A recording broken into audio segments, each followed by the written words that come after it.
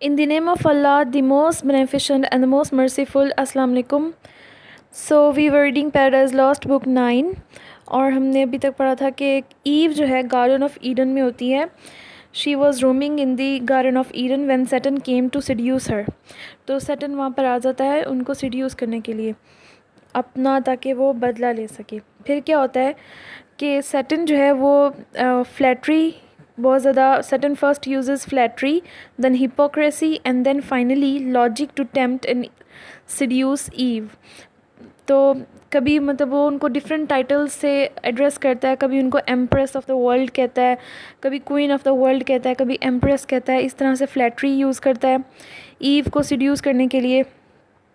कभी उनकी ब्यूटी को जो है उसकी तारीफ़ करता है इस तरह से कि इस तरह की ब्यूटी उसने कभी देखी ही नहीं है. फिर उसके बाद वो जो है he poses as a friend and well wisher and uses hypocrisy to seduce Eve which Eve could not detect because of her inexperience. तो because she is quite innocent, तो वो ये नहीं उनको पता चलता कि that he is deceiving her. तो firstly he tells her that he got the power of language and the power of reasoning by eating the fruit of a tree. वो क्या कहता है ईव को कि उसने वो पहले ईव जो है देख कर हैरान हो जाती हैं कि इसने बोलने का फ़न कहाँ से सीख लिया, ये तो इंसान नहीं, ये तो एक बीस्ट है. तो वो उनको बताता है कि उसके पास ये रीज़न और नॉलेज जो है किसकी वजह से आया है. ये फॉरबिडन ट्री जो है उसका फ्रूट खाने की वजह से आया है. इस तरह से ये फॉल्स लॉजिक यूज़ करके वो ईव को बहकाने की कोशिश करता है. और इस तरह से ताकि वो ईव जो है वो क्यूरियस हो जाएं और उसकी बातों के अंदर आ जाएं और वो फ्रूट जो है वो फॉरबिडन ट्री का जो फ्रूट है वो खाने के लिए तैयार हो जाएं. और लेकिन फिर आगे से ईव उसको कहती हैं कि वो उसको उनको मना किया गया है, वो उस फ्रूट को नहीं खा सकते. तो फिर वो लॉजिक ये देता है कि ऐसा फ्रूट जो है क्या किसी को नुकसान पहुंचा सकता है, मुझे तो इससे फ़ायदा ही हुआ है. फ़ायदा कैसे हुआ है कि वो बोलने लग गया है, वो बीस्ट है और वो इंसान की तरह बन गया है. वो इंसान की तरह बन गया है, वो बीस्ट था तो उसके अंदर इंसानों वाली क्वालिटीज़ आ गई, यानी कि वो बोलने लग गया है. वो रीज़नेबल है काफ़ी आर्ग्यूमेंट्स जो दे रहा है ईव को सिड्यूस करने के लिए. तो वो ईव बहुत हैरान होती हैं कि वाकई शायद ऐसा है. और वो बहुत ज़्यादा उनको कहता है कि गॉड ने आपसे इतना लव करता है, दूसरी तरफ गॉड ने इस चीज़ से आपको डिनाई किया हुआ है कि आप ये काम ना करें. तो ऐसा गॉड ने क्यों किया है. तो अगर मैं बीस्ट हूँ, मेरे अंदर ये फ्रूट खाने से इंसानों वाली क्वालिटीज़ आ सकती हैं, तो आप ऑलरेडी एम्प्रेस हो, क्वीन ऑफ द यूनिवर्स हो, आप ये फ्रूट खाओगी तो आपके अंदर तो गॉड वाली क्वालिटीज़ आ जाएंगी. इस तरह से बातें करके उनको सिड्यूस करने की कोशिश कर रहा होता है. ईव पहले तो सोचती हैं कि क्योंकि ये रीज़न और लॉजिक के ख़िलाफ़ बात है और उनको मना किया गया है तो उनको ऐसा नहीं करना चाहिए. लेकिन फाइनली जो है वो उसकी बातों में आ जाती हैं, क्योंकि पूरा दिन का काम करने के बाद शाम को वो बहुत थक गई होती हैं और उनको बहुत भूख भी लग रही होती है. और वो ये जो फ्रूट होता है उनको टेम्प्ट कर रहा होता है. तो वो सैटर्न कहता है कि मैं आपको उस फ्रूट की तरफ ले जाता हूँ जहाँ पे, जिस फॉरबिडन ट्री की तरफ ले जाता हूँ जहाँ पे ये फ्रूट लगा हुआ है. तो उसका फ्रूट जो है वो खा कर देखें तो वो खुद समझ जाएंगी.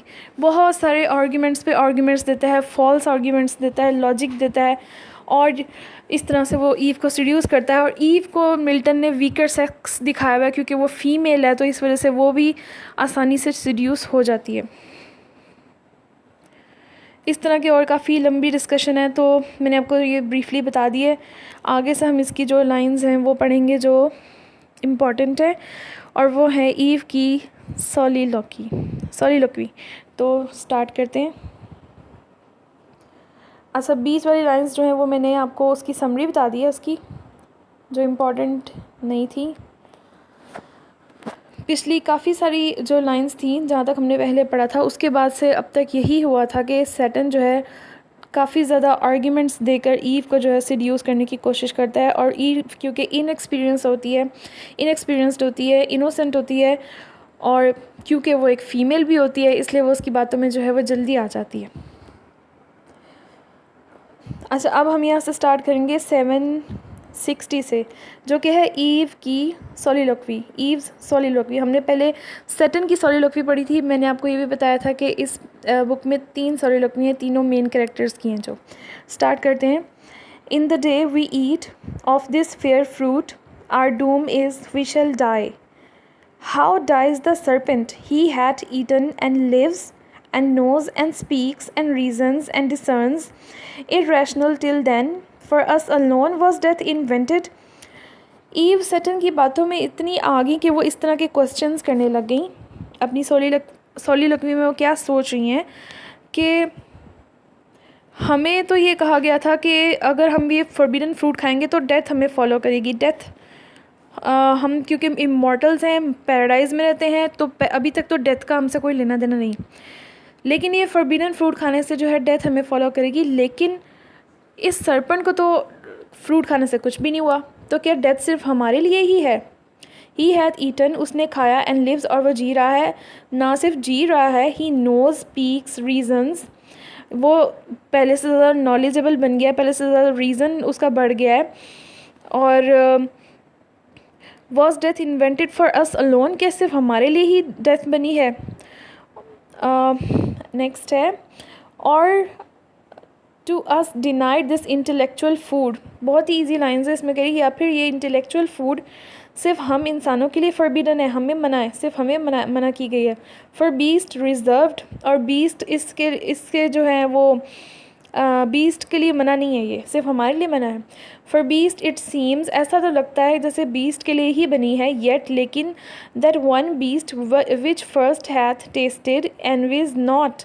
एनवीज नॉट मीन्स वो हमसे जेलस नहीं होता, लेकिन वो बीस्ट जिसने ये खा लिया है वो हमसे जेलस नहीं होता।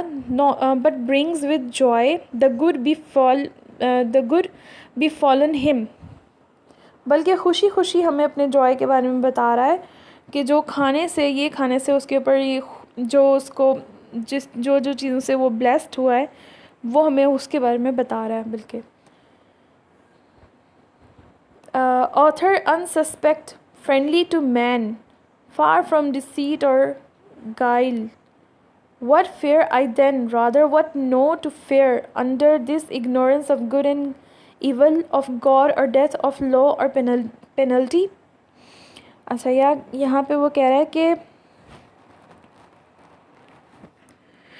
एक बीस्ट ने इसको खाया लेकिन वो इससे एनवियस नहीं है, बल्कि वो हमें क्या बता रहा है? Rather he is telling us about his joy, और he is telling us what good the fruit has brought to him. तो that's why he is not suspicious, he is our friend, he is friendly to man and free from all deceit और guile. वो किसी भी धोखे वगैरह से जो है वो ऊपर है।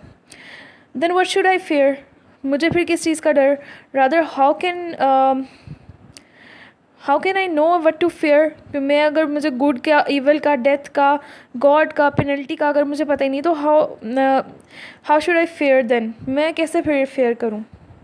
मैं फिर कैसे जो है डरूँ किसी चीज़ से? Here grows the cure of all, this fruit divine, fair to the eye, inviting to the taste, of virtue to make wise. What hinders then to reach and feed at once both body and mind? अच्छा, फिर कहते हैं, Here is this divine fruit, cure for all ills. तमाम बीमारियों की ये जो है शिफा है, जो कि आँखों के लिए भी अट्रैक्टिंग है, और टेस्ट भी जिसका जो है वो बहुत ज़्यादा जो है वो अट्रैक्टिव है, टेम्पटिंग है। Of virtue to make wise, और ये जो है हमें वाइज बना देगा, पहले से ज़्यादा नॉलेज वाला बना देगा, रीज़नेबल बना देगा। तो फिर क्या हिंड्रेंस है, क्या चीज़ है which prevents us from reaching it? क्या चीज़ है जो हमें इसके पास जाने से रोक रही है? तो why shouldn't we feed both our mind and body with it? हम क्यों ना अपनी माइंड और बॉडी को इससे फीड ना करें? So saying her rash hand in evil hour, ये लाइन्स इंपॉर्टेंट हैं इसकी सोलिलोक्वी में। सो सेइंग, ये कहना था, हर रैश हैंड, उसकी जल्दबाजी, उसका जल्दी से उसने हाथ, in evil hour forth reaching to the fruit, उसने जल्दी से फ्रूट की तरफ हाथ बढ़ाया।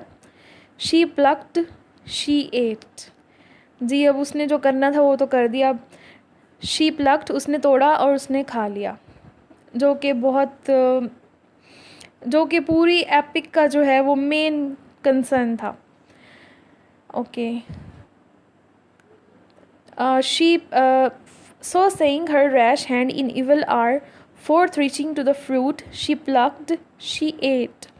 Earth felt the wound, and nature from her seat, sighing through all her works, gave signs of woe that all was lost.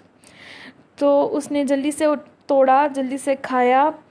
जो nature था, जो वो आहें भरता रह गया, तकलीफ़ में हो गया, तकलीफ़ ही तकलीफ़ हर जगह हो गई. जो उसने जो है, जो नेचर है, उसके हर ऑब्जेक्ट ने आहें भरी और जो है तकलीफ़ के साइंस शो किए. दैट ऑल वाज लॉस्ट, कि सब कुछ तबाह हो गया, सब कुछ ख़त्म हो गया. जी, इसकी सॉलिलोकी यहीं तक थी. और नेक्स्ट लाइंस जो हैं कुछ स्किप करके मैं आपको नेक्स्ट करवाती हूँ.